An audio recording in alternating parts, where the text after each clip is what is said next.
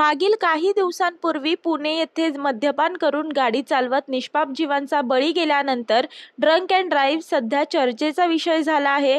याच अनुषंगाने Navi Mumbai आरटीओने drunk and drive कारवाई ही विशेष मोहीम हाती घेऊन सोमवारी या कारवाईला सुरुवात देखील केली।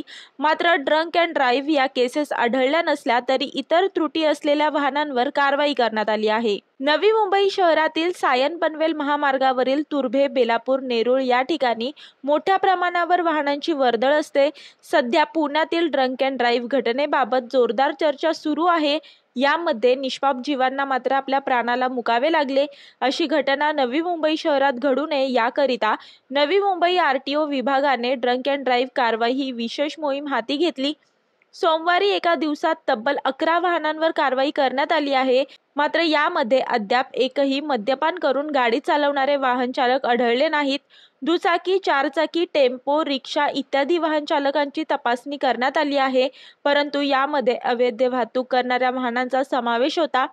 विना हेल्मेट, ट्रिपल सीट, वाहन परवाना नसणे, योग्यता प्रमाणपत्र नसणे, अवैध प्रवासी वाहतूक तसेच वाहनांच्या क्षमतेपेक्षा अधिक प्रवासी नेणे इत्यादी अवैध वाहतूक अशा वाहनांवर कारवाई करण्यात आली आहे।